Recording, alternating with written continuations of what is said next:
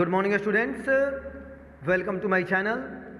Here I am Avinash Kumar और आज आप लोगों को क्लास 12th में आपको जो है CBSE के द्वारा जो बहुत बड़ा बदलाव किया जा रहा है और किया गया है, जिसमें कि बहुत सारे सिलेबस को छोटा किया गया है, बहुत सारे टॉपिक को स्किप कर दिया गया है, कुछ चैप्टर को ही हटा दिया गया है, उसके बारे में चर्चा करेंगे।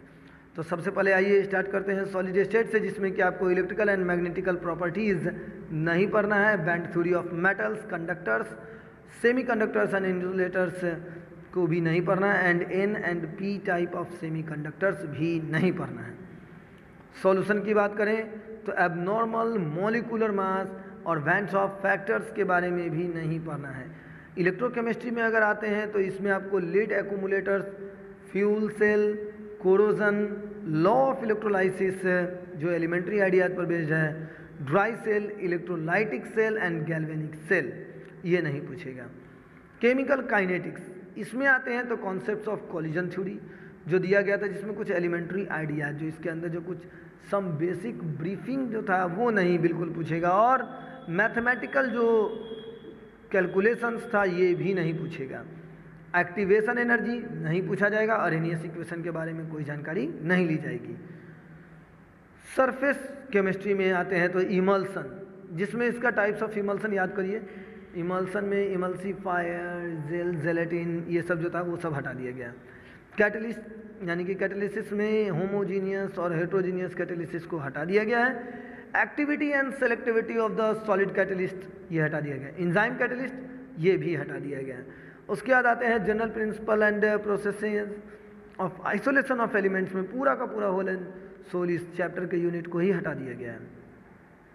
पी ब्लॉक एलिमेंट की चर्चा की जाए तो यहाँ पर preparation and the properties of the phosphine, sulphuric acid, industrial process of manufactures, oxides and nitrogens, structure only, ये स्ट्रक्चर इसमें नहीं पूछेगा। फॉस्फोरस में आते हैं तो allotropic forms, compounds and phosphorus, preparation and the properties of halides and oxo acids, जिसमें elementary idea केवल जो है ये नहीं पूछा जाएगा। उसके बाद आते हैं डी और एफ ब्लॉक एलिमेंट्स के लिए, तो डी और एफ ब्लॉक एलिमेंट्स में केमिकल रिएक्टिविटी ऑफ लैंथोनॉइड्स और एक्सोनॉइड्स सीरीज जो होता था इसमें नहीं पूछेगा इसका केमिकल रिएक्टिविटी, और साथ ही साथ electronic configuration which is based on oxidation states, comparison with lanthanoids groups and preparation and the properties of potassium permanganate और डाइक्रोमेट वाला जो था प्रिपरेशन, ये भी आपको नहीं पूछेगा और इसकी प्रॉपर्टीज भी नहीं पूछा जाएगी। कोऑर्डिनेशन कंपाउंड की बात की जाए तो वहाँ स्ट्रक्चर एंड स्टीरियो आइसोमेरिज्म नहीं पूछा जाएगा। इंपॉर्टेंस ऑफ कोऑर्डिनेशन कंपाउंड, जिसमें इन qualitative analysis, extractions of metals and biological systems, ये भी नहीं पूछा जाएगा।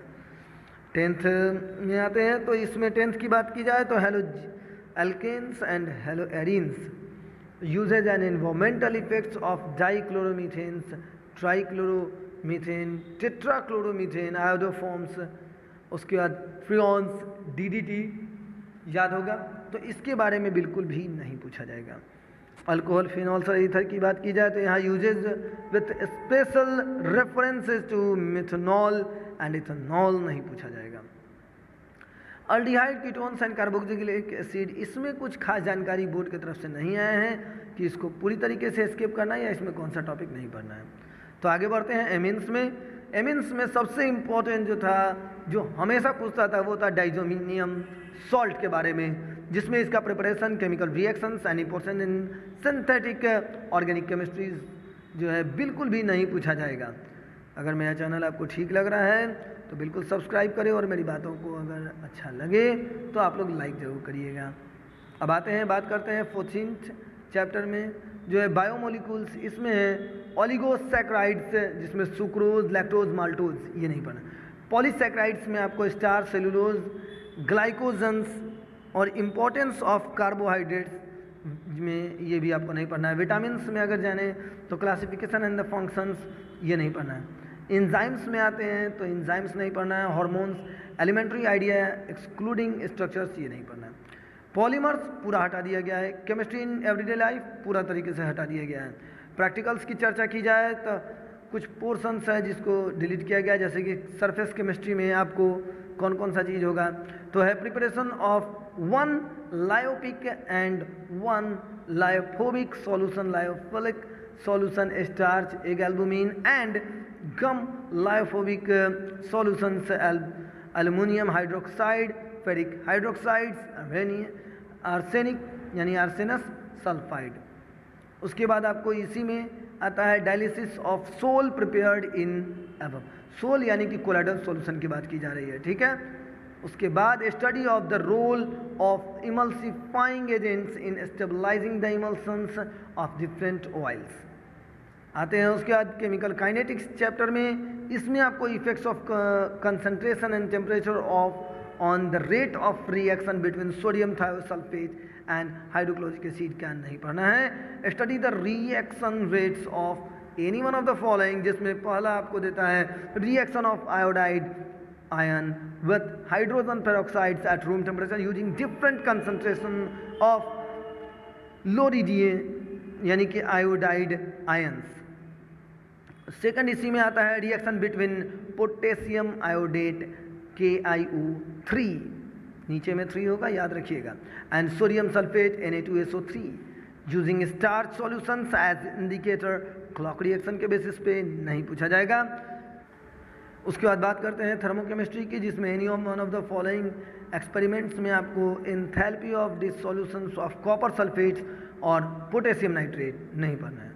उसके बाद सेकेंड है enthalpy of neutralisation of strong acids and strong base, जिसमें स्ट्रॉन्ग एसिड के रूप में hydrochloric acids and strong base में सोडियम हाइड्रोक्साइड लिया गया है।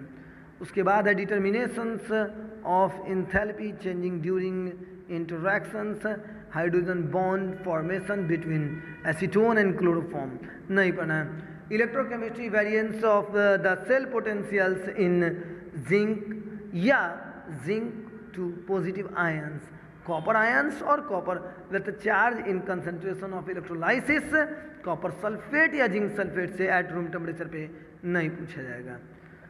उसके बाद आते हैं preparations of organic compounds, preparation of any one of the following compound, acetanilide ये आपको नहीं पूछा जाएगा, डाइबेंजल एसीटोन नहीं पूछा जाएगा, पी नाइट्रो एसीटेनालाइड ये नहीं पूछा जाएगा। और उसके बाद एनिलीन येलो और सेकेंड यानी कि 2-नेप्थॉल एनिलीनिडीन ये भी नहीं पूछा जाएगा। ओके, तो अच्छे से प्रिपरेशन करिए, अच्छे से एग्जामिनेशन आप लोग दीजिए, आप लोगों का एग्जामिनेशन मंगलमय हो इसकी कामना मैं करता हूँ, और आप लोगों को best of luck for your upcoming examination. Thank you.